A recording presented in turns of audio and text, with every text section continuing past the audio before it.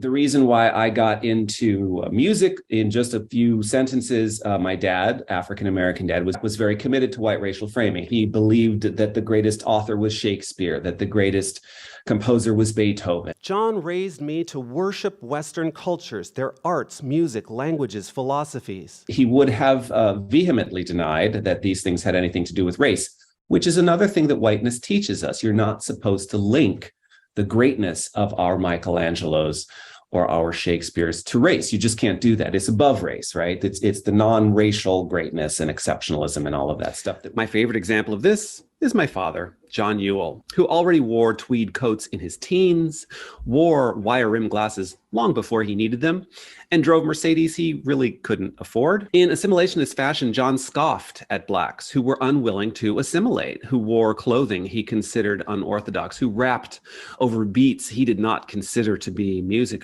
or who spoke English he considered non-standard. John graduated Morehouse College in 1948 with Martin Luther King. And it need be said that assimilationism dominated among all Black students at prestigious HBCUs. My dad's assimilationist coup de grace was marrying my mother, Viola Lavik, an immigrant from Norway. And there's my little Norwegian flag right there. I loved both my folks, and I'm equally proud of my African-American and Norwegian heritage. But perhaps the strangest twist of fate here is that while my dad remained assimilationist throughout his whole life, my mom was a staunch anti-racist and anti-sexist. And it was from my white mother that I myself learned what true anti-racism and anti-sexism looked like long before those two terms entered my vocabulary. I'd like to mention a person of color who was more committed to white racial framing than anyone I know. My father, John Ewell. John only valued the West, and he often disparaged non-Western cultures and societies.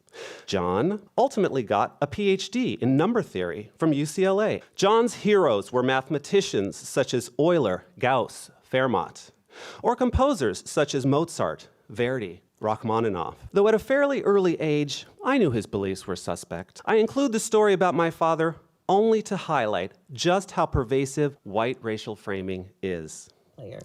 His father, who became a math professor, was a lover of classical music. He supported his son's decision to pursue music as a profession. Ewell went on to spend 7 years in Russia studying Russian classical music. My African-American father was stuck in the assimilationist circle, though he didn't even realize it himself. My dad was most definitely an assimilationist. It would have killed him to hear me say what I say. He would have disagreed, but he would have been wrong. He actually did believe in the superiority of whiteness. He simply wouldn't have said it like that. He would have said it like whiteness would have wanted him to say, which is, it has nothing to do with race. It has nothing to do with gender. It's just greatness. It's just exceptionalism, blah, blah, blah. We all know. Like I said, that was my father, and he was Black. I know with certainty that my Black father would have vehemently denied that his beliefs could have in any way been associated with the white supremacy that inheres in America's white racial frame. Much to my disappointment, he was wrong.